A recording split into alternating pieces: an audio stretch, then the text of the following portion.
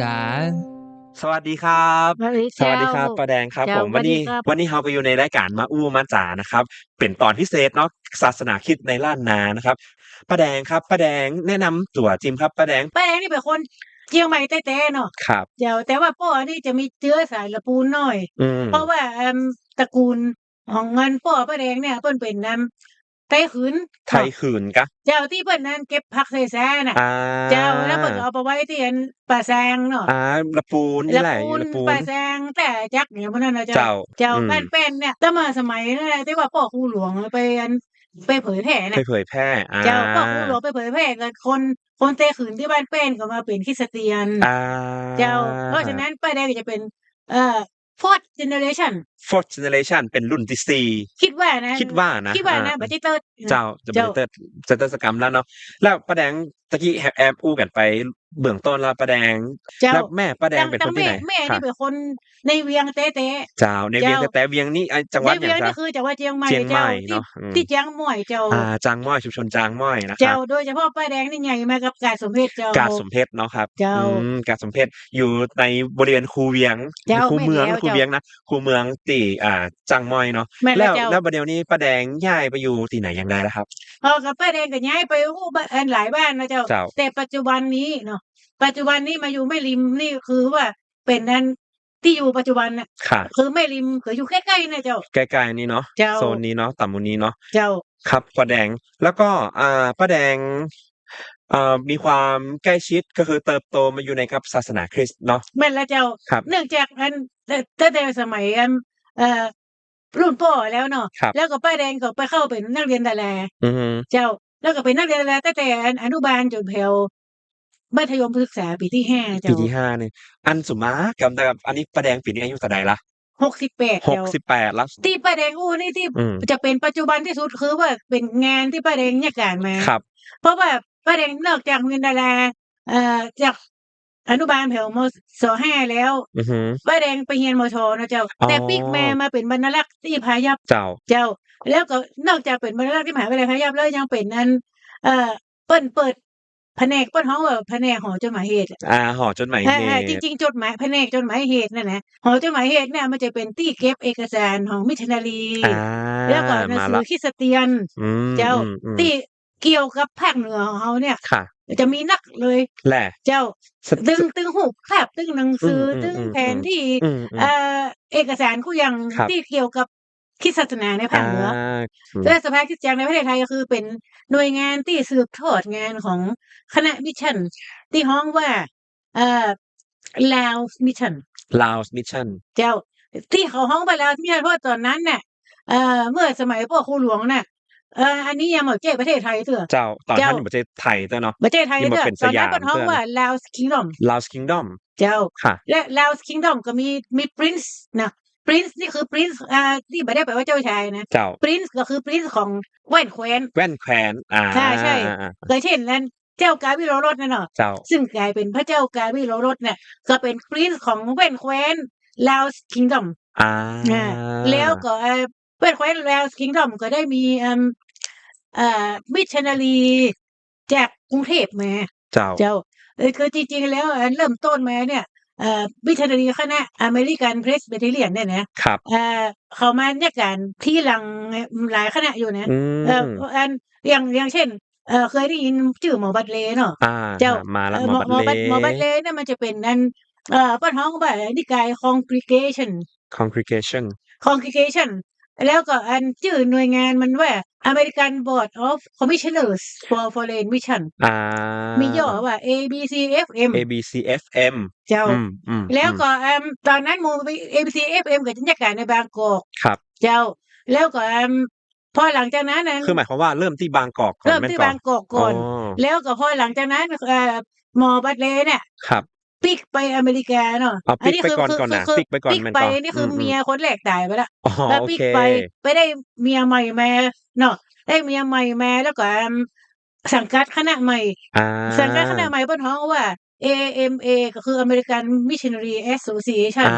สมาคมมิชชันนารีอเมริกั ที่ น เฮาจั่งจะได้ยินคือว่าหมู่มิชชันนารี เจ้า คือช่วงนั้นเนาะ AMA ช่วงนั้น AMA อั เป็น น นี้เป็นราช ร กา อ ล บ ที่ ที่ 2 อัน เจ้า นี้อยู่ในร.4 แล้ว ร.4 อัน โอ อัน เค แรกนะคนละ3นะ ร.3 อันแรกคือต้องบอกก่อนว่าเป็นยุคร.3 เนาะ ยุครอั .3 นนี้หยังก็ A หยังก็อันแรก ABCFM เป็นยุคร ABCFM เป็นยุคร ยุคร .3 3 หมู่ยุคร.3 มันจะมีหมู่แบปติสต์ด้วยนะ อืม หมู่แบปติสต์ก็ยุคร.3 ยุคร.3 เหมือนกัน เจ้า แต่ว่าอัน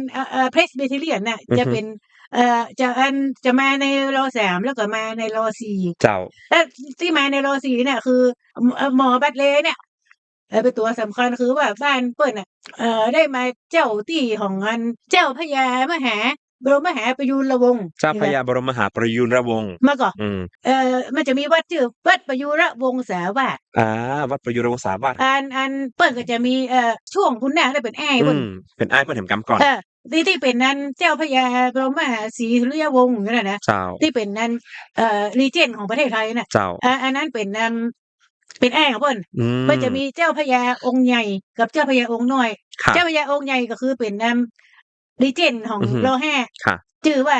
เจ้าพระยาบรมมหาศรีสุริยวงศ์ อืม นะเพิ่นก็จะมีเปิ้นฮื้อมิชชันนารีคณะ AMA น่ะไปตั้งโรงพิมพ์ที่หั่น แสดงว่าบัดใจย่าโรงพิมพ์ก่อนกะครับ บ่ใช่เจ้า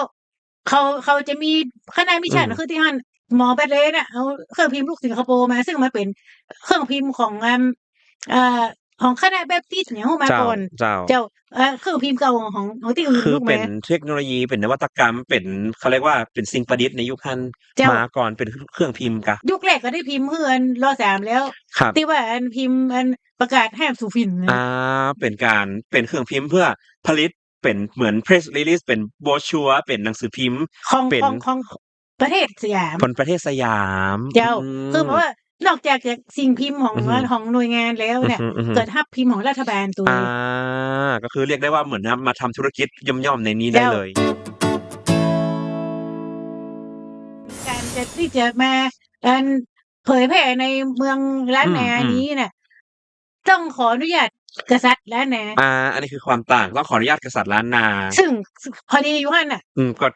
อยู่หั่นน่ะ เจ้า นั่งเป็นตัวเป็นตนหั่นน่ะ เพราะว่าเขาได้อู้กับร.4 แล้ว ค่ะ เขาได้อู้กับร.4 แล้วว่าอยากให้ไปสำรวจ อืม ดินแดนล้านนา อื เนี่ย ม แต่ว่าตอนนั้นเพิ่นบอกว่าดินแดนล้านนาเพิ่นเอาว่าดินแดนลาว ดินแดนลาวเนี่ยเนาะ เจ้า อืม แล้วก็ร.4 ก็บอกว่าต้องแล้วแต่พ่อหลวงเหรอ แล้วแต่ เจ้าหลวง เจ้าหลวง เจ้าหลวง เจ้าหลวงเปิ้ลเนาะ เจ้าหลวงมีจะเป็นคนที่จะตัดสินว่าไป ได้ ได้ บ่ บ่ ได้ ได้ เข้า นี่ยนะ มาวันใด ออกวันใด มากี่คนอีเนาะ เป็น เจ้า คนจัดการอีนะครับ แล้วต้องขออนุญาตจาก ต้อ เพิ่ ง น ขออนุญาต ว่าเป็น ก่อน เจ้าของ อืม ดินแดนนี้ เจ้า เจ้า เพราะฉะนั้นเนี่ยมันก็เป็นหนึ่งคุณลักษณะที่อาจจะเรียกได้ว่าแตกต่างนะคะ กับภาคกลางกับภาคเหนือตอนนั้นน่ะ มันมีความต่างอะหยังกันพ้องครับ การที่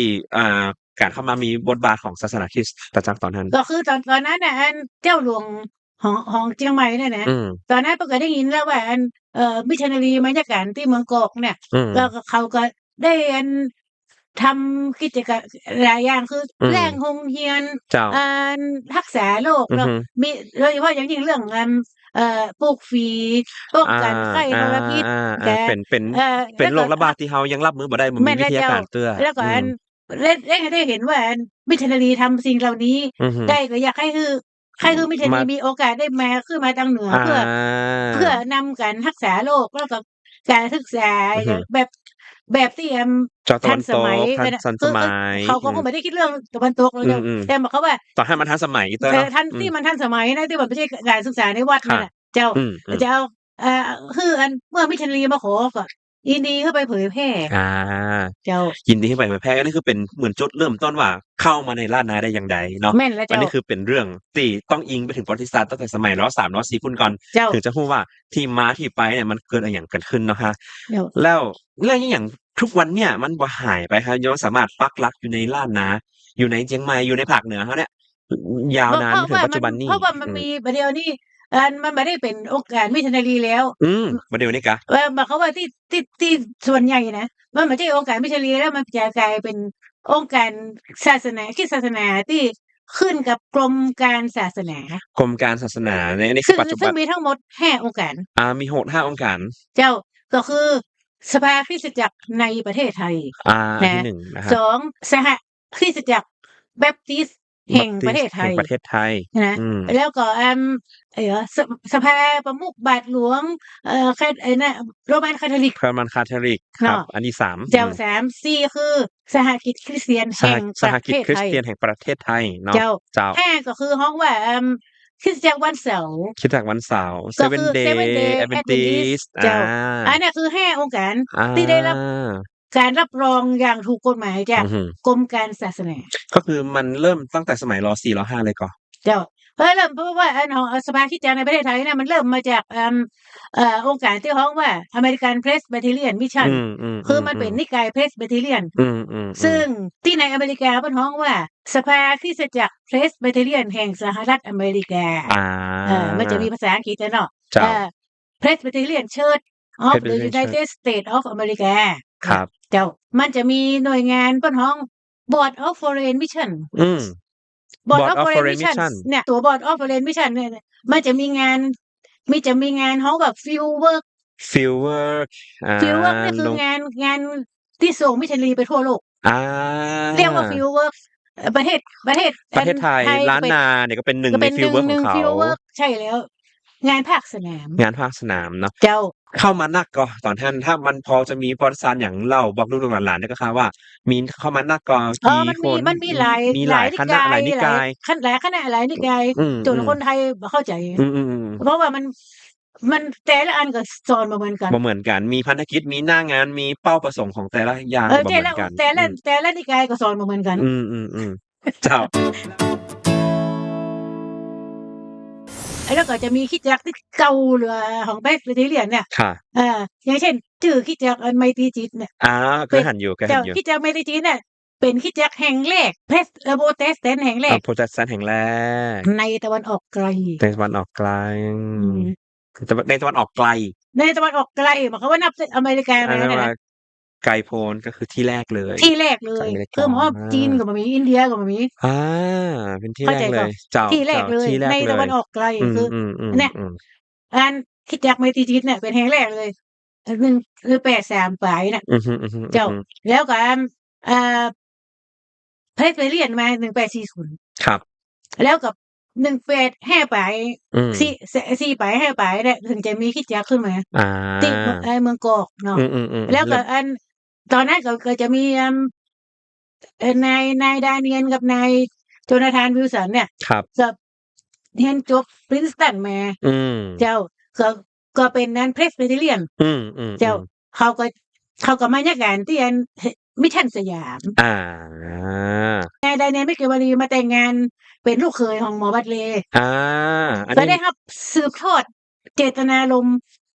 เพราะว่าหมอบัตเลย์เนี่ยการแกนัก เจ้า แกทำตึงโรงพิมพ์โดยรักษาโรคโดยเนาะ แกก็อยากให้คือลูกเขย ว่าได้อย่างนั้นคือลูกสาวก็เป็นเกิดในเมืองไทยเนาะ ลูกสาวก็อู้ไทยได้ชัดแจ๋ว แหล้วแล่นเนาะ อู้ไทยได้แหล้วแล่นเนาะ ใหญ่อยู่ในเมืองไทยน่ะ ไทยแล้ว เจ้า แล้วก็ลูกเขยก็เป็นPresbyterianเนาะ แต่ว่าหมอบัตเลย์กับโซเฟียเนี่ยเขาไม่ได้เป็น Presbyterian นะเขาเป็น Congregation เจ้า แล้วก็ต่อมาเนี่ยคณะ Presbyterian เขาก็ส่งมิชชันนารีไปเปิดมิชชั่นสถานมิชชั่นที่เพชรบุรี สถานมิชชั่นที่เพชรบุรี แล้วแต่พอไปถึงห้านะเขาก็จะไปปะใส่แจวลาวพวนลาวส่ง จะเจอหมู่ลาวพวนลาวส่งลาวที่เป็นลาวพื้นถิ่นอยู่ที่หั่นเนาะ คือหมู่นี้เนี่ยคือหมู่ที่ถูกกวาดต้อนมาจากเมืองแถงเดียนเบียนฟู เจ้า แล้วก็พญาน่ะเพชรพิสัยศรีสวัสดิ์หรือเจ้าพญาโกษาเปิ้นก็เจิญไปเปิดโรงเรียนที่เพชรบุรี ท่านหลังจากท่านประมาณช่วงไหนนะ ก็ประมาณ104น่ะเจ้า เจ้า คือทุกอย่างเนี่ยยังอยู่ในไทม์ไลน์ของ104อยู่ เจ้าก็ไปเปิดโรงเรียนที่เพชรบุรีนี่คือหมายความว่าหลังจากเมืองกอกแล้วก็จะมีโรงเรียนที่เพชรบุรี เป็นโรงเรียนหญิงนะเพิ่นเฮาว่าเมืองจักยิบผ้าเจ้า เป็นหญิงทั้งหมด พ่อครูแมคฟาแลนเนี่ยนะแมคฟาแลนนี่คือจะเป็นพ่อของแมคฟาแลนเห็นแมคฟาแลน1แมคฟาแลนคนนี้จะเป็นซามวนแมคฟาแลนก็คือมิชชันนารีที่ก่อตั้งคริสตจักรแห่งแรกนอก เมืองกอกอือฮึแห่งแรกเนาะบางกอกคือบ่ใจในบางกอกแล้วก็คือที่เพชรก็คือบุรีที่เพชรบุรีอือฮึเพิ่นเอาคิดจากศรีพิมลธรรมครับเจ้าแล้วกับตอนนั้นน่ะอันพระยาน่ะเพชรพิสัยศรีสวัสดิ์เนี่ยนะอือฮึที่เป็นไอ้หยังของบุญนาคนั่นนะอือฮึอย่างลืมชื่อไปละท้วมบุญนาคก็อย่างสักอือย่างเนี่ยมๆๆๆแกก็เอาถึงลูกหลานหยังก็มาเรียนที่โรงเรียนของมิชชันเนี่ยแล้วแกก็เป็นแม่กลองรวมกับพ่อของแกอืมพ่อของแกก็คือ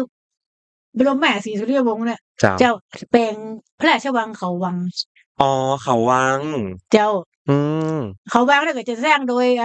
หมู่ลาวทั้งหลายนั่นน่ะอาลาวส่งลาวพวนอย่างนั้นน่ะอาเจ้าก็คือเกิดในยุคนี้เขาวังที่เขาฮ้องว่าเป็นวังสองแล้วมันก็เขาวังก็คือที่มันเป็นที่เป็นภูเขาแล้วมีลิงนักๆนั่นน่ะมีลิงงามใช่เจ้าๆเจ้าแล้วก็ที่เขาเนี่ยเขาวังเนี่ยลุ่มเขาวังก็จะเป็นโรงเรียนสตรีของมิชชันน่ะค่ะเจ้าที่ว่าหั่นน่ะเจ้าที่แห่งแรกนอกนอกเมืองกอกนอกบางกอกนอเจ้ากบางกอกครับหมายความว่ามิชชันของPresbyterian เนี่ยอือฮึนอกเมืองกอกอืน่ะอฮึแห่งแรกครับแล้วก็หมอบัลเลย์เป็นคนพิมพ์หนังสือคนแรก อืมเป็นกำแล้วแหน่เพราะว่าตอนนั้นน่ะในเรือของเจ้าวิโรจน์เนี่ยนะอือฮึก็จะมีเจ้าขันติวงศ์อืเจ้ามขนานธรรมรังแกอืมเจ้าขันติวงศ์เนี่ยคือคนที่แปลหนังสือชื่อ Law and Gospel อืม ซึ่งเป็นหนังสือภาษาล้านนาเล่มแรกในโลกนี้อา Law and Gospel ซึ่งบ่มีแล้วมาหันมีบ่หัเกินหันนแล้วเนาะเนาะเสียดายเนาะเจ้า Law and Gospel น่ะแปลโดยเจ้าขันติวงศ์ที่มาเป็นเจ้าชายในขบวนเรือน่ะ แล้วเจ้าขนานธรรมรังแกก็คือที่หมู่น้อยจะเคยหันก็ที่เป็นเจ้าลายมืองามๆที่เขาหาว่าเป็นหนังสือเล่มแรกของเจียงใหม่นั่นอือนะจฮึริงๆแล้วเจ้าขันติวงศ์นี่เพิ่นฮ้องว่าอารักษ์ที่ลายมือสวยที่สุดๆอืมแล้วก็ไปด้วยกันเนี่ยอืมหมู่นี้เพิ่นเป็นเจ้าชายของเจียงใหม่เนี่ยอืมๆไปตัวกับบนเรือเนี่ยแล้วเจ้าขนานธรรมรังแกก็ได้แปลงแบบเรียนภาษาล้านนาอืมฮื้อหมอแบบเรียนบัดนี้เสียดายสิ่งเหล่านี้นะเราบ่เคยหันนำเลย เจ้าเจ้ามันแล้วแบบเรียนภาษาล้านนาเนี่ยก็ได้พิมพ์กันที่โรงพิมพ์ของอเมริกันมิชชันนั่นน่ะแมคคิวารีพ่อครูแมคคิวารีจะมาสำรวจเชียงใหม่เพิ่นก็เอาหนังสือพวกเนี้ยมาเจ้าแต่ว่าจะได้หยังมาฮ้องบ่นะอือฮึแต่ๆๆได้ที่มันเป็นกับเมืองมาตัวเองอืมเนี่ยๆๆๆเอามาภาคเหนือตัวอืเองเจ้ามๆๆๆแต่ว่าพอมาถึงภาคเหนือแล้วมาคนที่อ่านได้นะมันก็มีแต่หมู่น้อยหมู่หนาหมู่น้อยหมู่หนานหมู่เจ้าที่เปลี่ยนแปลงเป็นวิชาเรียนอยู่กับวัดเรียนอยู่กับเจ้าแม่หสืบญิงก็ได้มายินว่ามีเนาะ2คนที่คือสมัยจ้าง นั้นแม่หญิงก็น้อยมากเนาะที่จะเจ้าสามารถอ่านได้แล้วก็อืมคาดว่าคนที่อ่านได้ก็น่าจะเป็นเจ้าโวลวรรณากับเจ้าทิพย์เกสรน่ะอาเข้าใจว่านะเจ้าน่าจะเป็น2คนเนี่ยอืที่มๆ อ่านได้เพราะสมัยนั้นน่ะอ่าถูกจำกัดเนาะก่อนสมัยก่อนเนี่ยคือป้าจายก็จะต้องบวชเรียนบวชเข้าวัดเรียนเนาะอืเจ้ามๆก็เลยเป็นหมู่หนานหมู่น้อยหมู่หมู่นายหหนาน่ะมู่หนานที่และแถมอย่างหนึ่งศึกมาแล้วก็อืมคือหมู่น้อยหมู่หนาเนี่ยก็จะเป็นคนที่มีความรู้นักครับเพราะว่าครับถ้าเจ้าให้เจ้าแนก็อาจจะไม่ได้สนใจเจ้าอืมๆสักเท่าใดๆอาก็เลยเข้าถึงแล้วก็อ่านได้อ่านออกเขียนได้เจ้าให้เจ้านาเขาก็ต้องไปโฟกัสไปเป็นเลือกได้ให้ในกิจกรรมบางกิจกรรมแต่เรื่องเนื้อหาของปรัชญาหรืออือฮึคำสอนเนี่ยเจ้าให้เจ้าแนก็คงบ่เท่าใดสมัยนั้นเนาะสอืมัยนั้นนะก็มๆๆคงบ่ได้สนใจตๆเจ้ารงนั้นๆเดี๋ยวเพราะอาจจะบ่เข้าใจเจ้าอืมเดี๋ยวอือฮึแล้วแต่ว่าหมู่น้อยหมู่หนานเนี่ยจะต้องสนใจอืมเพราะว่าเขามีพื้นความรู้อืมอยู่แล้วอืเนาะมๆ จะดูว่ามันแตกต่างอย่างใดอันอืหยังมันผิดอันหยังมๆๆศึกษามันถูกเปรียบเทียบกันพอเจ้า บ้านเขาเป็นจั่งนี้บ้านเราเป็นจั่งใดงี้นะนั่นแหละฝรั่งมันว่าอย่างงี้อืมันถูกมว่าๆบ่ถูกแล้วถูกบ่ถูกเนาะเป็นแนวคิดฝรั่งหมู่ต่างชาติงี้เนาะเจ้าทีนี้ป้าแดงพอจะรู้เปล่าครับว่าในสายตาคนล้านนายุคแรกๆเลยแต่เรารู้เนาะว่ามันเกิดสมัยร3ร4เป็น Gen ลูกคือขึ้นมาปะกับหมู่ที่เป็นเจ้าต่างเชียงใหม่เนี่ยแล้วก็เกิดเป็นหนังสือเล่มแรกของโลกตัวที่เป็นภาษากำเมืองงี้เนาะ เจ้ามันเกิดวิวัฒนาการมาจากอย่างหนักเลยกับศาสนาคริสต์ที่มันเฟื่องฟูเข้ามาเฟื่องฟูก็ได้เนาะก็กำลังเฟื่องฟูกำลังขยายเนาะทีเนี้ยในศาสนาของตัวศาสนาคริสต์นะครับเจ้าเขาถูกมองมุมมองที่ถูกคนภายนอกมองคนล้านนาเขามองเนี่ยเป็นจั่งใดพ้องแหน่เป็นของแปลกก็ว่าเป็นอิหยังที่น่าแปลกอะสนใจค่ะอืมเป็นไผกับความเชื่อเดิมก็ถ้าจะว่าอืเป็นภัยมจะมีก็หมู่ข้าราชการกับผู้เจ้าอืบางตนมอาจจะขึ้นว่าเป็นภัยเจ้าแต่ผู้เจ้าบางตนก็อาจจะสนใจอว่าาให้ศึกษาเจ้าแต่บางผู้เจ้าบางตนก็อาจจะคือว่า เหมือนกับว่าโอ้แย่งชิงความเตื้ออย่างชิงหมูนี่ม้าเฮ้อเจ้าหมูแต่ว่าข้าบ่หมู่ข้าราชการอืมจะรู้สึกถึงผลกระทบหนักกว่า นี่หยังหอเพราะว่าสมัยก่อนจะประเทศลาวคิงดอมเนี่ยมันจะเป็นระบบของค่ายทาสเนาะเจ้าค่ายทาสคือยังบ่เลิกทาสเตื้อระบบไพร่ระบบไม่ไพร่ระบบไพร่จะมีคนปกติจะบ่มีมันจะมีค่าวัดเนาะเจ้านะแล้วก็มีไพร่อือฮึไพร่ก็มีแล้วก็มีมูลนาย มูลนายไพ่ขุนมูลนาเจ้ายมูลนายก็คือเจ้านายเจ้าแล้วก็มูลนายก็จะมีค่ายทาสบริวารเนี่ยเพราะว่าไพร่ซึ่งไม่ใช่ว่าเป็นทาสในเรือนนะเจ้าเจ้าไม่ใช่ทาสในเรือนนะหมายความว่าประชาชนในดินแดนนั้นน่ะจะต้องสังกัดมูลนายต้องมีสังกัดเป็นมูลนายเมื่อคริสต์ศาสนาเข้ามาเนี่ย การปกครองหรือว่าการดำเนินชีวิตอย่างต่างๆที่มันเปลี่ยนไปอะมีส่วนส่งผลกระทบไปถึงการดำเนินชีวิตของเอ่อแจวแจวล้านนาที่สังเจ้ากัดหมู่นายหมู่นี้ยกมีผลตัวอย่างเช่นครับยกตัวอย่างเช่น การที่จะต้องมีหน้าที่อันน่ะ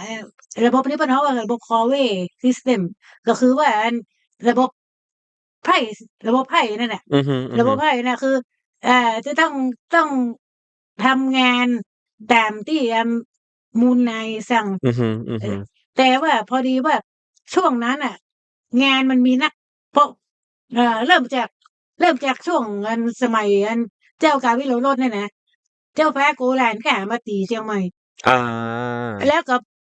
เปะพังกำแพงเมืองเชียงใหม่อืนี่เลยนะ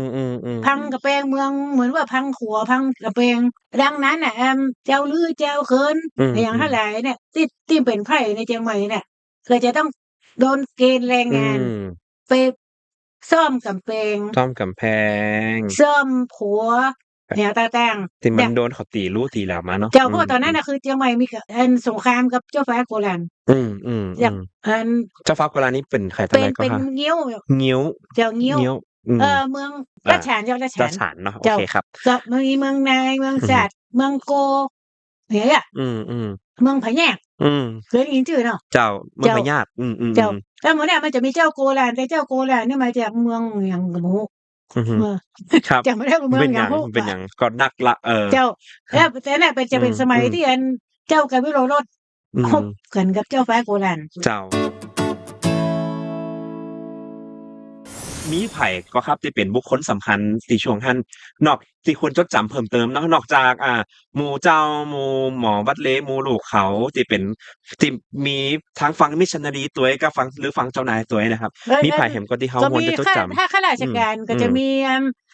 หมู่ข้าราชการที่มาเปลี่ยนตัวเป็นคริสเตียนอืเนาะมก็จะอืมีอๆอย่างถ้าอย่างในเชียงใหม่จะมีแสนยาวิชัยอืนะมแสนยาวิชัยนี่คือถือว่าเป็น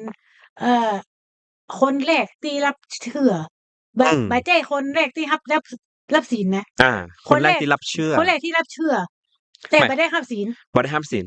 อืมคนแรกที่รับเชื่อคือคนแรกที่ได้ยินเรื่องคริสตศาสนาและเชื่อ อาชื่อเสนยายวิชัยสันติวิชัยเป็นข้าราชการราชการจากลปูนมาจากลปูนตัวเองเจ้าเขามีแล้วบทบาทสำก็มาฟังคัญอย่างใดมาฟังคือเขามาฟังแล้วเขาก็เอาไปอู้ในลปูนบ่อาเจ้าไปเผยแพร่ต่อเอาไปเผยต่อในลปูนอืเจ้ามๆๆ เขามารับเชื่อเป็นคริสเตียนครับโอเคมันอย่างเช่นบ่มีกฎหมายห้ามแม่นก็มันมีกฎหอืมายห้ามมๆๆแต่ว่าการเอานำเข้าสู่ส่วนกลางอะ อา decentralize decentralization อือฮึเจ้าๆๆก็เพราะฉะนั้นน่ะก็จะกระทบกับหมู่เจ้าอือฮึแล้วก็หมู่ข้าราชกาอืรที่เป็นมคนเมืองๆเจ้าเจ้าเพราะว่าเขาจะมีความรู้สึกว่าอ่านี่มันถูกกันเอาเปรียบแล้วอืหรือมว่าๆถูกอืล่วงล้ำมๆๆๆก้ำเกินไปพร้อมอืแล้วอย่างเงี้ยมนะๆๆๆเพราะว่าก่อนหน้าเนี่ยPrince of เชียงใหม่เนี่ยคือมีอำนาจเต็มในดินแดนของเขาเจ้าก่อนหน้านี้มันมีอำนาจเต็มที่เลยเนาะเจ้า อืมแต่ประเด็นเนี่ยคือว่ากลายเป็นเมืองตอนแรกเป็นเมืองประเทศสลากอืมแต่หลังจากมันเป็นมณฑลแล้วกลายเป็นว่าเป็นส่วนหนึ่งของประเทศไทยแล้วอาอันนี้คือทิศทางของรัฐสยามเนาะเจ้าตอนนั้นเนาะแล้วขณะเดียวกันที่มันเกิดเหตุการณ์จะเนี้ยครับแล้วก็ท่าทีแล้วก็ศาสนาคริสต์เนาะมัน เขาเนี่ยอะหยังไปพก็ร้อมๆกันประเดี๋ยวประเดี๋ยวนี้คือในช่วงนั้นที่มันเกิดบางการเปลี่ยนแปลงฉะนั้นน่ะบางส่วนก็คิดว่ามิชชันนารีได้อันนั้นได้เปรียบคืออืเพิ่นเขาว่ามอย่างไรเอาเปรียบเป็นการเอาเปรียบเป็นคือหมายความว่าถือโอกาสนี้อืถือมโอกาสนี้เนี่ยๆเข้ามาในการเข้าเมานียนอาๆอืมๆอันนี้คือมองโดยอันนี้มองโดยมุมสายโดยตาคนล้านนาใช่อาที่ๆที่ฝ่ายปกครองนะเจ้าเป็นฝ่ายปกครองเนาะเจ้าบ้านบ่รู้สึกบ่รู้สึกหยังหรอกก็เจ้า บ่ฮู้หรอกไผสมัครเข้ามาไผจะไปก็ไปเจ้าเนาะอันนี้คือหมออืมฝ่ายปกครองของอืล้านนาเนี่ยมๆๆๆกับข้าราชการที่ในล้านนาอืเนี่ยเขามก็จะมีความรู้สึกว่าถูกเอ่อฝรั่งรวมทั้งอเมริกันอืด้วยเนี่ยนะมๆๆเอาสิทธิอำนาจเนี่ยมามามาหาผลประโยชน์อืของมๆๆตัวเก่าเจ้า ทำนองนั้นเจ้ามันเจ้ามันคือเกิด movement ใหญ่ขึ้นเนาะที่มันเปลี่ยนแปลงโดยราษฎร์สยามตัวนี้แล้วก็ถือว่ามาด้วยกันทั้งเลยเป็นแพ็กเจ้าเกจเดียวคือกันคืออือย่างโดยเฉพาะอย่างมหมู่อันอย่างเจ้าเจียงใหม่เนี่ยเปิ้นอืมบ่ได้เปิงใจเลยอือันมพระราชโองการอันเสรีภาพทางศาสนาเนี่ยนะเจ้าเปิ้นบ่ได้เปิงใจเนาะก็ยังมีการอันที่ว่าเพราะเขาว่าข่มเหงรังแกนั่นน่ะอืมก็ยังมีข่มเหงไปเรื่อยมีอๆจนก็ยู่กะเปิ้นตายไปแล้วก็คนอื่นก็ยังข่มเหงต่ออยู่อ๋อเจ้าก็ยังมีคนรุ่นหลังก็ยังมีข่มเหงอยู่ เจ้าเจ้าแต่ว่ามันน้อยลงอืมันน้อยลงมคือมันก็พัฒนาดีขึ้อืนมๆๆการตั้งคริสตจักรก็ง่ายขึ้นอืมพอมีพระราชพระบรมราชโองการเนี่ยน่ะครับเพิ่นเฮาว่าขันติธรรมทางศาสนาอาขันติธรรมทางศาสนาอันนี้คือยุคไหนนะยุคคือยุปครลาย5ๆยอันนี้ร5แล้วเจ้ายุครอืม5เนี่ยแล้วจะคนที่เขียนขันติธรรมนี่จะฮ้องว่าพญาเทพประชุนอืมก็คือพระนรินทร์ราชเสนีน่ะอืตอนแรกมๆๆเป็นพระบัดเดี๋ยวนี้เป็นพญาแล้ว อืมเป็นพญาเทพประชุนเป็นคนที่แร่งพระราชโองการเสรีภาพทางศาสนาเสรีภาพทางศาสนาบ่แปลว่าบ่ใช่เฉพาะศาสนาคริสต์เท่าอั้น บ่ใช่เฉพาะศาสนาคริสต์คริสต์เฉพาะศาสนาคริสต์แล้วก็จริงๆลงนามโดยกงสุลที่กรุงเทพอืเนาะมกงสุลอเมริกันที่กรุงเทพอาแล้วก็มีกาทางใต้มีกาของรแห้อืเจ้าแต่จมๆๆๆริงๆแล้วเป็นสำนวนของพญาเทพประชุนน่ะอาต้องพญารัตนาธิเบศร์อืกะอืมมๆๆต้องบอกว่ามันบ่ใช่เพราะว่าตัวตนของศาสนาเองอย่างเดียวแต่ว่ามันเป็นร่วมพ่วงมากับการเปลี่ยนแปลงแล้วก็ท่าทีของตัวรัฐไทยรัฐสยามตัวเองเจ้าตอนนั้นเนาะเจ้าครับผมก็น่าสนใจมากแล้วก็สนุกมากเลยเพราะว่าบางเรื่องเขาก็บ่เคยฮู้ด้วยเนาะแล้วทีเนี้ยอ่าแน่นอนว่าเขาก็บ่ได้เข้ามาโดยการจะเผยแพร่หรือว่าเป็นนักเผยแพร่บ่ใช่มาเพื่อจะเผยแพร่เพียงอย่างเดียวเนาะแต่ว่ามันเข้ามาเพราะว่าตัวเองเปลี่ยนแปลงมาตัวเองกันเป็นถึงแพ็กเกจเลยเนาะแล้วก็แต่ว่าคือว่าย้อนว่าที่มานี่นะก็ได้มาหันว่าอ่าเริ่มจากการอ่านออกเขียนได้เพราะว่าอะต้องการให้ฮะอ่านพระคัมภีร์ได้ๆอาก็เลยสอนหนังสือกันก่อนต้องสอนหนังอืสือกันก่อนมๆๆแล้วการศึกษาเนี่ยอืมก็เริ่มจากแม่หญิงก่อนเพราะว่าอา หมู่ปัจจัยมีการศึกษาแล้วมีการศึกษาแล้วบวชเป็นพระแล้วเจ้าเป็นน้อยเป็นนานตัวเอแต่งแม่หญิงยังบ่มีการศึกษายังเด้อมีการศึกษาด้วยแล้วอีกอย่างหนึ่งคืออาๆแม่หญิงเนี่ยเมื่อมีการศึกษาอืมแล้วเนี่ยก็จะได้ไปสอนทางบ้านของตัอืวเก่ามๆๆอันนั้นแม่หญิงที่เป็นคริสเตียนอืซ้มำก็ๆๆจะไปทำให้ครอบครัวของเขาเนี่ยเป็นคริสเตียนไปด้วยกัน อาแล้วก็การดำเนินชีวิตก็จะเอ่อคล้ายว่าเหมือนว่ามันจะบริสุทธิ์สะอาดอะเจ้าเจ้าๆคล้ายอันนั้นอืเขามๆๆจะมีความรู้สึกบริสุทธิ์สะอาดเพราะอืสมัยนั้นมเนี่ยๆมันเป็นดินแดนของซาตานอย่างเงี้ยอาเป็น มอ narrative มองนี้มองมองในมุมของมิชชันนารียุคนั้นน่ะคือแดนที่นับถือพุทธศาสนาเนี่ยอืมเป็นดินแดนของซาตานอืมเนี่ยแล้วก็การเพราะว่าของเรามันพูดผีพราหมณ์อืสุมกันเนาะแล้วก็มๆๆๆๆไอ้การนั้นความเชื่อแบบนี้เนี่ยอืมเอ่อมิชชันนารีก็มาเอาตัวเองอาเจ้ามิชชันนารีมาเอาตัวเองแต่อยากให้คือถ้าสามารถให้แม่หญิงเป็นคริสเตียนได้อืม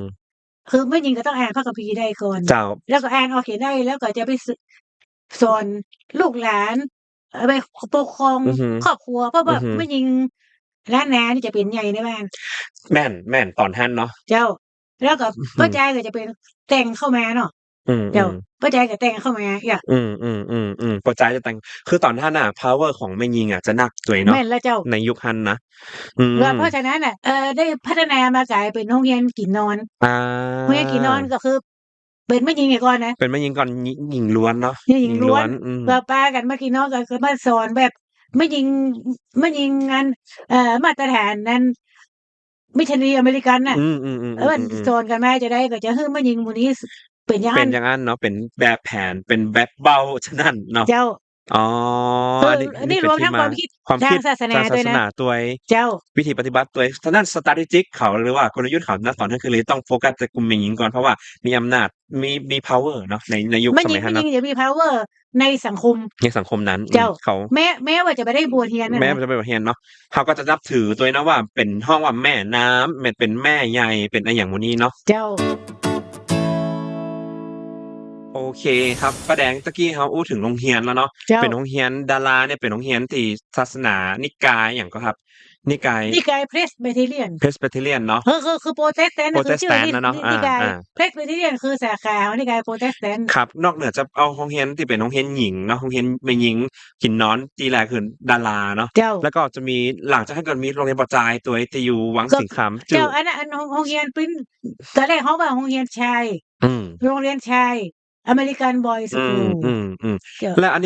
นี้คือเป็นเฉพาะนิกายโปรเตสแตนต์เนาะ โปรเตสแตนต์ Protestant แล้วก็เป็นอันหมู่เดียวกันน่ะ เจ้า หมู่ เป็น เดียว เป็ กัน น ค น่ะ ณะเดียวกัน คณะเดียว ที่ กัน มายาเนาะ แล้วก็ถ้าเราบ่ใช่คณะเดียวกันเนี่ย จะเป็นโรงเรียนอื่นก็มีอยู่ก็ครับ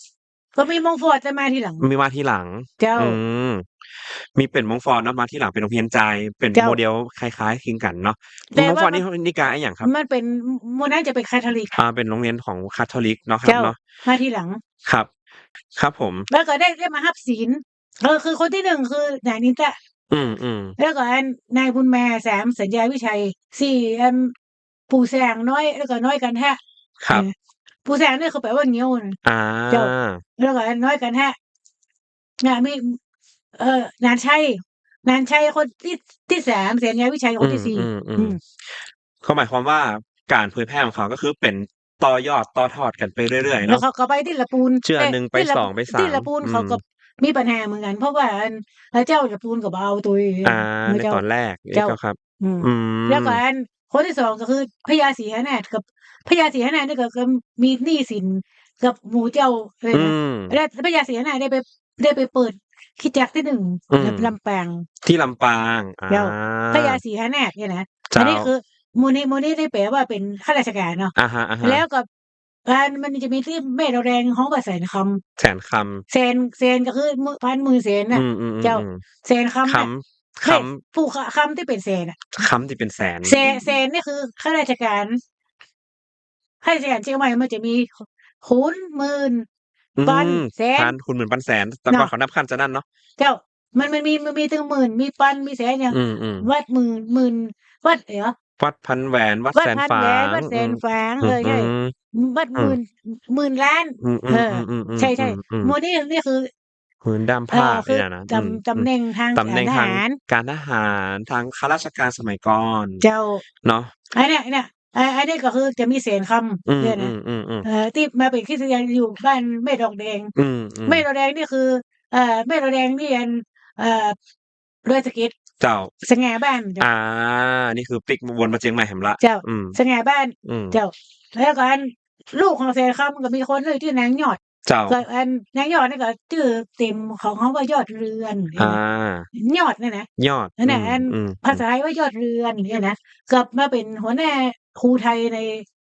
โรงเรียนดาราน่ะ เจ้า โอเค แต่ตอนนั้นยังบ่ฮ้องโรงเรียนดาราเด้อ เจ้า แล้วพอมาเป็นนั้นข้าราชการสมมุติหมู่เจ้าเนาะ เจ้าอินทนนท์หรือว่าเจ้าอินทวิทยานนท์ เพิ่นก็จะมีบุคลิก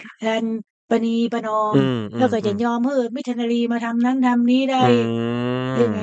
เพิ่นก็บ่ห้าม บ่ ต่อ ห้า ต้าม น ก็คือก็บ่ต่อต้าน และอีกอย่างหนึ่งคือเมียเพิ่นจะเป็นคนที่แข็งแกร่งมาก เจ้า ก็คือเจ้าทิพย์ไกรสอนหรือเจ้าเทพไกรสอน เนี่ย เจ้าเทพไกรสอนนี่จะเป็นผู้หญิงที่แข็งแกร่งที่สุด ค่ะ แล้วมันจะมีเจ้าเทพไกรสอนกับน้องของเจ้าอินทนนท์1 คน ก็คือ เจ้าอุปราชอินทวงศ์อืมอืมอืม เจ้าอุปราชอินทวงศ์เนี่ยทั้งหมดเนี่ยคือก็มีอำนาจเหลือเหลือเจ้าอินทวิ เจ้า ธี โอเคก็ไปมาๆก็คือวนเป็นวงศาเป็นเซอร์เคิลเป็นคืออืมมูลแล้วก็มีเจ้าอุบลวรรณาตัวเองไงอืมอืมเจ้าอุอืมบลวรรณานี่ก็ชอบฝรั่งอ่าเดี๋ยวก็เลยกลายเป็นว่านี่แหละคือเส้นทางอำนาจเส้นทางของการทำไมถึงเป็นปุ๊กเป็นขว้าแตกหนอไปติ๊กๆเนาะคือมูลอืนี้มน่ะจะสนับสนุนฝรั่งแล้วก็ครับ ฝรั่งมาขออย่างก็ก็ฮื้อง่ายง่ายง่ายคู่กันได้ เพราะว่าอาจจะมาทางการศึกษาองค์ความรู้แล้วก็เจ้ามันก็ไปด้วยกันเพราะว่าจะเป็นอย่างเจ้าแพ็กเกจอุบลวรรณาทันเลยก็บอกว่าอืมภาษาอังกฤษจะเก่งเนี่ยอืมในกำเหล่าเนี่ยนะเจ้าภาษาอังกฤษจะเก่งเนี่ย แสดงว่า KPI ตอนนั้นก็คืออู้คนที่อู้ถึงไปตะกี้น่ะคืออู้ภาษาอังกฤษได้แน่นอนคืออืมอันนี้เพราะต้องอ่านพระคัมภีร์ออกแล้วก็คือต้องไปเผยแพร่ไม่ใช่ต่อแล้วจะใดมันถึงไปเกิดขึ้นกับหมู่ที่อยู่ชาติพันธุ์ที่อยู่บนดอยอ๋อสูงอหยังว่างั้นเออน่ะมันมีปัจอันนี้จัยหยังพ้องเจ้าแต่ก่อนเนี่ยอืมแต่ก่อนเนี่ยมันไม่ใช่เป็นงานของPresbyterianโดยตรงจ๊ะมันเป็นงานของมูแบปติสต์อาเพราะว่าคนละสายคนละสายมูอืมแบปติสต์เนี่ยคือมันจะสืบทอดมาจากพระแม่อืเพราะว่ามๆๆอันนี้นี่คือเปิ้นฮ้องว่าอเมริกันแบปติสต์เนี่ยนะอืมอเมริกันแบปติสต์เนี่ยจะมีมายุคบุกเบิกเลยตั้งแต่รัชกาลที่3เลยนะอาที่ว่าน่ะแล้วก็เขาก็จะมีแยกกันกับชาวจีนกับชาวยวน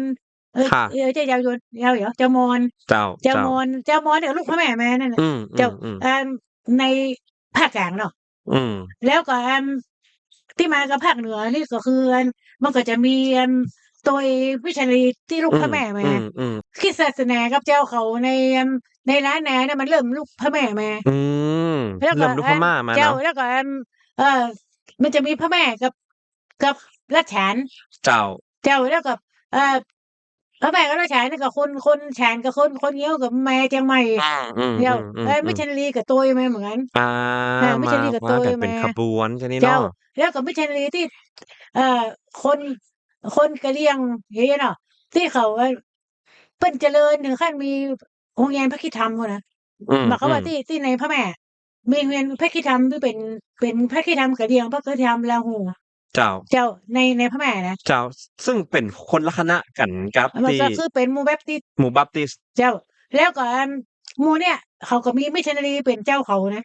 แต่คือคนละคณะกับที่เป็นสายเจ้าที่เฮาอู้กันไปตอนตะกี้มันก็ไม่ใช่คนละเจ้ากันคนละเจ้ากันคนไม่ใช่ Presbyterian นะบ่ใช่ เป็นแบปติส Presbyterian ต์อเป็น เมริกันแบ Baptist ปติสต์ American Baptist คือคเจ้า นละคณะคนละสายกันแต่นี่เนาะ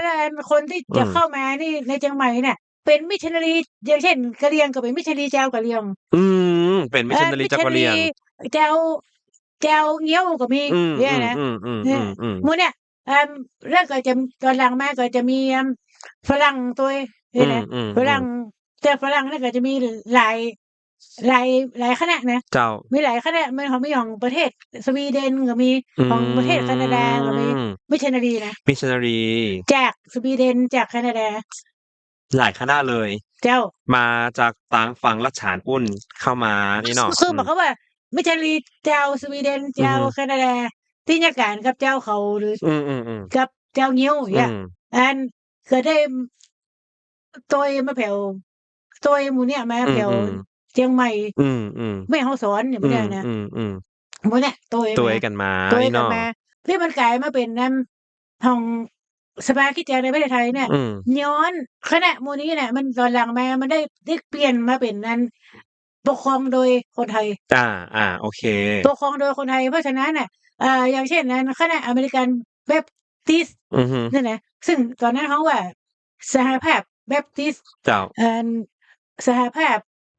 เป็นMissionary Union อะอะฮะหมู่เนี่ยได้มาขึ้นเป็นภาคที่12อืมของสภาคริสต์จักรในประเทศไทยอืก็เลยเป็นที่มาว่านี่แหละก็คือเป็นสเตตัสล่าสุดล่าที่เป็นของคริสตศาสนากับชาเจ้าติพันธุ์เนาะแล้วมันอืมมีภาค10นี่เป็นกะเหรี่ยงนะอืภาคม12นี่เป็นหมู่10เป็นกะไม่ใช่ เหรี่ยง12เป็นหยังนะ12เป็นจีนกับกับ ชาวเขาเนี่ย โอ้ถ้าตั้งหลายทุกภาคเนี่ยจะ มันมีอำนาจ หนักอยู่เนาะ เจ้ามีแซวไปเป็นนั่นแหละหู อืม เป็น อย่างบ่ได้รีซอย ครับ ก็หมายถึงว่าเขาถูกนับรวมและมีระบบในการนับรวมเนาะ มีระบบในการ ขึ้นกับสภา ขึ้น คริสตจักร ขึ้นทะเบียนขึ้นตรงกับสภาคริสตจักรเลย เจ้าเพราะฉะนั้นก็เลยมันก็เลยกลายเป็นของประเทศไทยไป ก เหรอ ลมๆมีเท่าใดก็ เนี่ยแล้ว 20ปลายเพิ่นก็ บัดเดี๋ยวนี้ภาคมีถึง25ภาค 25เนาะ25 เป็น เนาะ เป็น ที่ เจ้า อู้กั เขา น เหียจะหลายภาคอะ โอเค ก็คือตอนเนี้ยสร้างประมาณ25ภาคเนาะ ชุมชนชาติพันธุ์ที่ขึ้นตรงกับสภาคริสตจักรของประเทศไทยนะครับ เจ้า ทีเนี้ยบทบาทชีวิตประจำวันของหมู่เขาน่ะมันมี อย่าง วิ แรก ถี ก็ ชี คื วิต อ เป็นจั่งใดพ่อง อย่างแรกก็คือ เขาบ่ได้ถือคริสต์ส่วนใหญ่แล้วนะไม่ได้ถือพุทธ อืม เขาถือผี แล้วก็เพราะฉะนั้นเป็นสาเหตุด้วยเป็นใดว่าอย่างเช่นกะเหรี่ยงนี่ยังว่าเป็นคริสเตียนกันนัก อือฮึ แล้วเพราะว่ากะเหรี่ยงเนี่ยมันถือผี เจ้า ถือธรรมชาติ อืม แล้วพอมาถือพระเจ้าเนี่ยแล้วเขามีความรู้สึกว่ามันกลมกลืนมันไปกันได้ มันไปด้วยกันได้ มั เนาะ นบ่ใช่พุทธศาสนาตามระบบที่มาทางอินเดียนี้ เจ้า เพราะฉะนั้นมุมมองของตอนนั้น คือมันบ่เหมือน บ่เหมือนกันเนาะ เจ้าว่าบ่เหมือน มันเหมือนกัน เพราะว่ามันเหมือนเป็นอันหนึ่งอันเดียวกันคล้ายๆกันมันไปด้วยกันได้เนาะ อันนี้คือจะเรียกว่าเป็นมุมมองของหมู่ชาวเขาหมู่ มองของชาวเขา อืม เพราะว่าให้ยกตัวอย่างกะเหรี่ยงเนี่ย ครับ นะกะเหรี่ยงเนี่ย เขามีตำแฮโบราณ อืม เพิ่นเอาหนังสือทอง อืม ไอ้ Golden Book นี่นะครับ บอกว่าพระเจ้าของเขานะชื่อยอวอฮอวอเนี่ย อื นะ ม ซึ่งภาษาอังกฤษเนี่ยคำว่า Yahweh เนี่ย อืม ก็คืออันเดียว อั กัน น เดียว เล กั ย นเลย เพราะ Yahweh เนี่ยมันมีอักษรนะมันมีบ่มีวรรณยุกต์ มันมีวรรณยุกต์เนาะ มันมีวรรณยุกต์คำว่า Yahweh เนี่ยมันมีวรรณยุกต์แต่ว่าคำว่า Yahweh เนี่ยมาใส่ทีหลัง อืม มันเป็น YHWH เนี่ย เจ้า มันมีวรรณยุกต์อันนี้เป็นของยิวเพิ่นก็ว่าไว้อีก อืม แล้วก็ของกะเหรี่ยงก็ว่าอีกยะวะน่ะ อืม ยะวะหะเนี่ย เจ้า เพราะฉะนั้นมุมมองที่เขามองไปเนี่ยมันคืออันเดียวกัน แล้วก็ในหนังสือทองก็ซ้ำว่า พระเจ้าเนี่ย ที่ยอวเนี่ย อืม ยะวะน่ะ มีลูก3 อืม คนเก้าเป็นผิวขาว อืม คนที่2ผิวแดง คนที่3เป็นกะเหรี่ยง อืม อย่างเงี้ยนะ แล้วก็หนังสือทองนี้ไก่มันเอาไปกินเหรอ ไก่กะ ไก่เอาไปกินเหรอ เจ้า แล้วเสร็จแล้วตำนานของหนังสือทองก็คือว่าคนผิวขาว อืม จากท้องทะเลพุ้นน่ะ อืม จะเอาหนังสือทองปิกมา อืม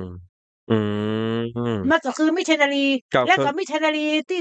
ยุคนั้นน่ะก็ได้เอากำนานเนี่ยมาสอนด้วย มิชชันนารีหมายถึงมิชชันนารีในราชบุรี กาญจนบุรีอย่างนี้นะที่มันเป็นกะเหรี่ยงแห่งหมู่หนึ่งเนาะมาเกี่ยวกับเฮาเนาะบ่ใช่ยางแดงนี่นะเขาก็เอาอันเนี้ยมาสอน เจ้า ก่อนที่จะค้นพบว่ามันเป็นอันหนึ่งอันเดียวกันมันเป็นเรื่องเดียวกัน มันเป็นเรื่องคำสอนเดียว เรื่องคล้ายคลึงกันเนี่ย ตอนแรกๆเนี่ยอยู่ร่วมกันได้อย่างไรคะ ก็อยู่ร่วมกันก็คือว่าแจวเขามีความรู้สึกว่า ถูกข่มเหงจากแจวพื้นราบ โดยเฉพาะรัฐบาลสยาม ใช่ แล้วก็อันมิชชันนารีคือหมู่ที่มาช่วยเหลือ เป็นหมู่เป็นอบอุ่นเป็นฮีโร่เป็นกูรอดละเอาละช่วยกูกำอย่างเงี้ย ช่วยทางด้านการศึกษา สาธารณสุข โรงเรียนโรงพยาบาลอย่างทุกอย่าง คื เนี่ อย เรียกง่ายๆว่าคือมีชีวิตกินดีอยู่ดีขึ้น เจ้า แทนที่จะโดนข่มเหงเนี่ย อันนี้คือหลอดละมันก็ขนคิงลุกนะว่า อันนี้คือเป็นเหมือนบรรพบุรุษเนี่ยส่งสารมาตัวแล้วก็ได้ปะตัวว่าคัมภีร์ติว่าเนี่ยมันมีคล้ายคลึงกัน นะแล้วใครว่าคัมภีร์ที่มีมาเนี่ยมันถูกต้องแล้วประเด็นที่คนขาวเนี่ยอันที่เป็นไอ้คนเขาน่ะได้ปิกมาแล้วหนังสือทองมาตัวหนังสือทองก็คือพระคัมภีร์น่ะอาจจะคือปีแดงยกตัวอย่างการมีบทบาทในชีวิตประจำวันของหมู่เขานะครับสมมติว่าเรื่องการศึกษาเนี่ยโอเคคือต้องเขาก็ได้ถ่ายทอดความรู้ได้เรียนแล้วก็ ได้อ่านพระคัมภีร์เจ้าติ่มอันนี้เนาะแล้วเรื่องอื่นๆล่ะครับมันมีบทก็บาทมีหลายอย่างมันมีสังเกตอย่างอันอย่างหมู่กะเหรี่ยงเนี่ยอืมร้องเพลงอย่างเขาก็ห้องเพลร้องจักงเนาะอืมเรื่องดนตรีอืมเขาก็ได้ดนตรีตะวันตกมานะใช่ดนตรีตะวันเป็นตกนะพวกซองอะเนาะ พวกซองมูเตนาเนี่ยคีย์เนี่ยมันคล้ายคีย์ฝรั่งเลยแล้วแต่อืก็มแล้วพวกซองของเขานะอืมแล้วร้องเพลงประสานเสียงนะอืมให้เนาะอืมมันเป็นแบบฝรั่งนะมันบ่ใช่อันมันบ่ใช่ประสานเสียงแบบอ่าตะวันออกนะมันเจ้า มันเป็นแนวฝรั่งนั่นน่ะใช่ครับถ้าเราสังเกตพอการฮาร์โมนิกการอู้การของเสียงการเปล่งการฮ้องมันจะมีมันเป็นฝรั่งมันเป็นฝรั่สอนมานะงสอนมามเออแป้าเด็กก็คือแบบฝรั่งสอนมานะครับเพราะแบบฟังเพลงกะเหรี่ยงเพลงมูเซอร์เสียงกระแจ้งนะมันออกฝรั่งนะมันเป็นในโทนในแนวฝรั่งเลยเนาะเจ้าครับผมมันเจ้านี่ก็คือสิ่งที่มันมีบทบาทในชีวิตประจำวันของหมู่เขานะแล้วการช่วยเหลือการติดต่อกันมันก็คือเหมือนเป็นพี่น้องอยู่ในศาสนาเดียวกันอีกอะนอกจากจะเป็นชนเผ่ามีควาเนี่ยมรู้สึกว่าคือไม่ใช่นี่ก็มีความรู้สึกว่าเขาต้องการเนี่ยการแบบช่วยเหลือสังคมอืมอันเพิ่นก็สาธารณสุขกายอย่างสาว่าแล้วธารณสุขเพิ่นสาธารณสุขอาอย่างเนี่ยคือเป็นงานที่เขามุ่งมาอยู่แล้วอะอะฮะเจ้ามุ่งมาอยู่แล้วเขาก็ได้ย่างงานของเขาเขาก็ได้เผยแพร่ตัวเองแต่เจ้าขณะมันคือมันเหมือนเป็นพึ่งพาอาศัยกันก็เจ้าในแล้วสำหรับการอืมในขณะที่รัฐบาลไทยชักจูงให้เขาจะต้องลงดอยมามาแล้วเพราะว่าที่ดินที่เขาอยู่น่ะจะต้องยกคือ อืต้โดนองยกคือกับอันนั้นของหลวงของหลวงเป็นของหลวงไปเป็นอยู่บ่ได้ของหลวงอยู่เพราะว่ามันเป็นป่าสงวนอาเนี่ยมันก็โอเคแต่ว่าพอมิชลีมาเนี่ยคือเอ่อมาสร้างโรงเรียนเจ้าสร้างโบสถ์สร้าเจ้างหยังอืมนั่นน่ะเขาก็มีความรู้สึกว่าเขาได้รับการอุปถัมภ์เจ้าเพราะฉะนั้นระอุปถัมภ์กับเจ้าเขาเนี่ยอืจะมีมความคล้ายๆว่าได้ลึกซึ้งนักโรงภาษาธรรมของคนไทยแหมเจ้า เจ้าเจ้าแล้วการที่มันมีหลายๆนิกายแล้วมาสะท้อนอะหยังในพื้นที่ของครับเพราะว่าสร้างโบสถ์สร้างพยาบาลการที่ป้าแดงอู้ตะเกี้ยมันแล้วมันเออมีความหลากหลายแบบมีเนี่ยอันของไคทอลิกก็มีอืมเจ้าแต่ว่าอันแล้วนี่อะไรป้าแดงพูดเฉพาะของที่มันเกี่ยวกับสมาคริสต์จังในประโอเคเทศไทยแล้วในล้านนาเขามีกี่นิกายแล้วสรุปแล้วตอนนี้น่ะในนิกายเลยพูดถึงนิกายจริงๆมี2นิกายเจ้าก็คืออันไคทอลิกกับโปรเตสแตนต์อือฮึเจ้าแต่ว่าโปรเตสแตนต์เนี่ยมันมีหลายสาขาอืมี มๆ Presbyterian อืมมี Baptist อืมมีลูเทอรันอืมมีSeventh Day Adventist นะอือฮึแล้วก็ครับบอกว่าที่เฉพาะในภาคเหนืออืเนี่ยนะมเจ้ามีหลายนิกายอืมเจ้านิแต่แล้ว นิกายใหญ่ๆก็คือหมู่เนี่ยเจ้าแต่ความแตกต่างแต่ระหว่างพื้นที่ก็บ่มีแตกต่างกันบ่นากะหมายความว่าจั่งใดหมายถึงว่าอันแตกต่างกับคำสอนน่ะค่ะแตกต่างแค่คำสอนเจ้าบ่ได้แต่ว่าแต่ว่างานก็คพันธกิจหลักคล้ายๆกันน่ะล้ายๆกันเลยเจ้าเหมือนกันเลยแม้กระทั่งอย่างงานของเอ่อหมู่เพิ่นเอา OMF นะ อือฮึ OMF ก็คือโอกาส Missionary Overseas Missionary เนี่ยอือฮึเนี่ยการในภาคกลางของประเทศไทยเราเนี่ยอืมๆๆซึ่งมีโรงเรียนมิชชันที่อืมกรุงเทพเนาะๆอือฮึโรงเรียนมิชชันที่กรุงเทพหมู่นี้นี่จะ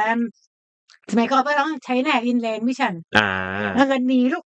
พม่าเมืองจีจีนนมาสมัอืยคอมมๆๆมิวนิสต์เข้าเดี๋ยวเจ้าก็แบปทิสต์ก็เหมือนกันอืมมันจะมีแบปทิสต์ใต้นะเพิ่นว่า Southern Baptist อืมก็หนีลูกอืมเมืองจีนมาสมัยคอมมิวนิสต์เหมือนกันก็จะมาขึ้นกับสหกิจคริสเตียนครับนะก็คือแต่ละคนเนี่ยก็มีที่มาที่ไปเนี่ยแตกต่างกันเนาะแล้วก็พ่องก็หนีพ่องก็อพยพพ่องก็ย้ายถิ่นฐานเป็นตามประวัติศาสตร์ที่เกิดขึ้นของมนุษยชาติแล้วก็เจ้าคือเกิดแล้วก็มาปะกับศาสนาคริสต์ที่ได้ให้ความช่วยเหลืออบอุ้มดูแลเจ้าแล้วแต่พูดถึงว่ามูลนี้ก็คือหมายถึงองค์การมิชชันนารีนะหนีๆๆหนีงานในเมืองจีนอืมมาทำในเมืองไทยเพราะมันอืมอิสระกว่า อิสระกว่าอยู่เมืองจีนนี่คือย้านหยังบ่ได้บ่คล่องเจ้าตัวนะคเพรับราะฉะนั้นก็อะฮะพอมาทำในเมืองไทยเขาก็จะมีอืมหน่วยงานฮ้องว่า Overseas Missionary อานั่นนะค่ะ OMF เนี่ยค่ะเขาก็แยกการค่ะในภาคกลางเป็นส่วนใหญ่เจ้าเจ้าเจ้าแล้วก็ก็จะมีคาทอลิกเนาะอืมแล้วก็มีโปรเตสแตนต์อืมโปรเตสแตนต์ก็จะมีทั้งแบปทิสต์อืม และของงานสภาคริสตจักรเจ้าสภาคริสตจักรนี่ก็จะมีภาค10เป็นกะเหรี่ยงอืมเนาะภาค12เป็นจีนกับอืมชาวเขาอืมนะแล้วก็มีภาค20ไป เจ้า ก็เป็น เจ้า เจ้าเขาแห่งหลายเผ่าแต่ว่าหน้างานภารกิจบ่ต่างกันเลย แต่ต่างกันแค่คำสอนบ่ได้เจ้าต่าง เจ้า กันแค่ สิ่ง คำส ที่ อ แบ น บเป็น facility ฟ้าหยังก็ ว่าหยังสาธารณูปโภคพื้นฐานเนาะก็บ่ต่างกันเลย อ๋อ สร้างโรงเรี มัน ยนสร้าง พูด อัน ถึง นี้ พูดถึงว่า อืม ถ้าลักษณะความเชื่อมันก็ต่างกันไปพ้อง อา บางอันก็ว่าเชื่ออย่างอันบางอันก็บ่ได้เชื่ออย่างงี้นะเจ้า ๆ แต่ว่าอันงานที่ทำอะภารกิจที่ทำคือส่วนใหญ่จะขึ้นอยู่กับ3อย่าง ๆครับ คือ1ภารกิจการเผยแพร่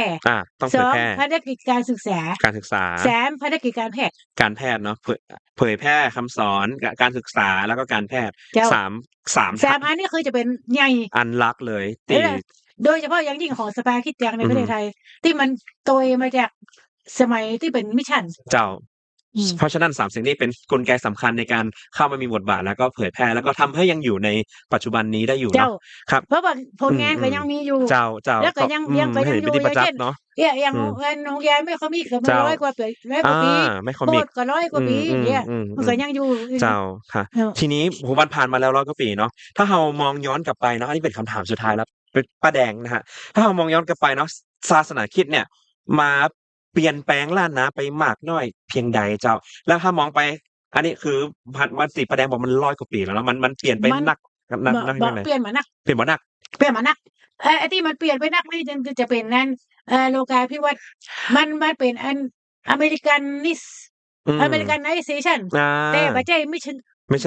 ม่ใช่ ภารกิจไม่เปลี่ยนแปลง Missionize แต่เป็น Americanize เป็น Americanize มากกว่า เจ้า เนาะ ยุโรปไปก็บ่ค่อยมีนะ เจ้า ยุโรปบ่ค่อยมีนะส่วนมากมันจะเป็น Americanize คือหมายความว่าเนี่ยที่เฮาใหญ่ก็ขึ้นมาเนี่ยเฮาใหญ่ก็ขึ้นมาในระบบทุนนิยมอเมริกันแล้วก็ แม่น สิ่งที่โรงเรียนเฮาสอนก็สอนตามแบบโรงเรียนในอเมริกา เจ้า เป็นส่วนใหญ่ เจ้า แต่พันธกิจเนี่ยบ่เปลี่ยนแปลง พันธกิจบ่เปลี่ยนแปลง แล้วก็บ่ได้เปลี่ยนความคิดของคน เจ้า ถ้าจะว่านะเปลี่ยนศาสนาบ่ได้เปลี่ยนความคิดของคนเพราะว่าถึงวันนี้คนเมืองเฮาก็ยังมองพุทธคริสต์ศาสนาเป็นของนอกถูกบ่ก็ยังมี แม้กระทั่งปัจจุบันก็ยัง นี้ก็ยังมีความรู้สึกอยู่ แล้วก็เป็นเอเลี่ยนอยู่ หมายความว่าสมมุติว่าลูกหรือน้องของน้องจะไปเป็นคริสเตียนแล้วน้องบ่หันตัวน่ะน้องรู้สึกว่า อันนี้ก็คือเป็นของแปลกปลอมเป็นของภายนอกละเนาะ ซึ่งความคิดนี้เมื่อ100 ปีก่อนบ่เดียวก็ยังมีความคิดนี้อยู่ ก็คงยังมี essence หรือว่าความรู้สึกอย่างตัวนี้อยู่เนาะแล้วถ้าสมมุติว่าเฮาในฐานะที่เฮาผ่านมาหลายยุคละแล้วหรือว่าเฮาอาจจะมีบทบาทในการปูอิหยังสักอย่างต่อไปเนาะถ้าเฮามองไปแหมสัก20-30 ปีตั้งหน้าครับป้าแดงจากวันนี้ไปถึงแหมสัก30 ปีก็ได้บ่ถึง100 ปีก็ได้ครับป้าแดงคิดว่าศาสนาคริสต์เนี่ยจะมีบทบาทในล้านนากับศาสนาในล้านนาจะเปลี่ยนไปอย่างจั่งใดก็ถ้าเฮามองว่าถ้าผ่านมา100 กว่าปีมันยังเปลี่ยนแปลงอย่างบ่นักเนี่ยแต่ว่าถ้าในวันนี้เนาะบ่ใช่แค่ Americanize นะมันเป็นทั้งโลกาภิวัตน์ทั้งโลกร้อนเนาะทั้งอิหยังก็ดีที่เกิดขึ้นสงครามตัวอย่างเงี้ยครับสิ่งต่างๆมันเยอะขึ้นมากมายเลยเนี่ยแล้วก็บทบาทศาสนาคริสต์ในล้านนั้นมันจะเปลี่ยนไปได้ป้าแดงในความคิดของป้าแดงนะป้าแดงว่าศาสนาแบบบ่ได้บ่ค่อยมีส่วนศาสนาแทบจะบ่มีส่วนเลยว่าบอกเขาว่าแม้กระทั่งคนที่จะถือศาสนาแบบแบบเข้มข้นเนี่ยนะก็บ่ได้เปลี่ยนสังคมสักเท่าใดในความคิดของป้าแดงนะสังคมก็บ่ได้เปลี่ยนไปสักเท่าใดแล้วมันอาจจะก่อให้เกิดความร่วมมือกันอยู่ร่วมกับศาสนาอื่นๆหรือว่าความเชื่ออื่นๆอยู่ก็ครับมีก็เพราะว่าถึงวันนี้ก็เริ่มมีการเพิ่นเอาไว้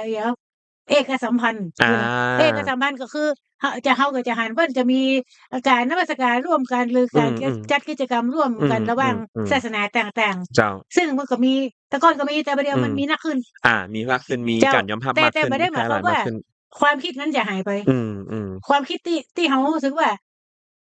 มันเป็นศาสนาฝรั่งน่ะก็ความคิดนั้นก็ยังมีอยู่แต่ว่าบัดเดียวเจ้ามีแต่ว่าบัดเดียวมันก็เจ้าก็คือบทบาทเนี่ยก็คงยัง พันธกิจก็คงญาติต่อแต่ความรู้สึกเนี่ยก็คงบ่เปลี่ยนแปลงเพ เจ้า ราะมันยังมีไปอยู่ ก็ และ คือบ่ แต่สิ่ง บ่ ที่ สา ดี มาร ขึ้ ถ น เป็น อืม ศาสนา อื สาม กลน่ะ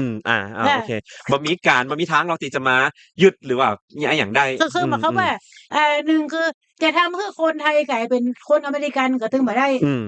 หรือจะทำให้สิทธิศาสนาเป็นศาสนาสากล อืม ก็บ่ ก็ ได้ บ่ได้ ซึ่ง ก็ สองอย่างน่ะ อืม ซึ่งสองทางน่ะ เจ้า ทำบ่ได้ เจ้า แต่ทางที่ดีที่สุดก็คือมีการเปิดรับและอยู่ร่วมด้วยกัน แม่นแล้วเจ้า เพราะว่าในโลกปัจจุบันมัน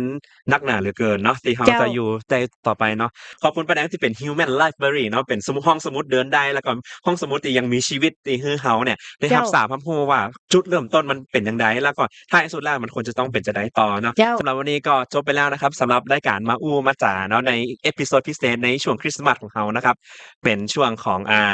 ศาสนาคริสต์ในล้านนาของเรานะครับ เจ้า การที่เราศึกษาประวัติศาสตร์เนี่ยทำให้เรารู้นะว่าอนาคตเนี่ยเราจะต้องปรับตัวแล้วอยู่ร่วมกันไปจะใดต่อนะครับผมวันนี้ก็ขอบคุณสถานที่แห่งกรรมหนึงก่อนนะครับโครงการเกรียงไกรมหามิตรเนาะเป็นคอมมูนิตีที่รับโอพับทุกคนเลยนะครับพื้นที่สวยงามมากกาแฟอร่อยสถานที่น่าสนใจแล้วก็เชิญชวนให้พ่อแม่พี่น้องทุกคนมาแอลมาอู้มาจากันที่สถานีแห่งนี้นะครับผม เพราะว่า ก็ เรารู้สึกว่ามันจะไปรบกวนไผเนาะ ใช่ครับก็เป็นสถานที่ที่อยากเชิญชวนให้คนมาก็วันนี้ก็ลาไปก่อนนะครับผมสำหรับวันนี้สวัสดีครับ สวัสดีเจ้า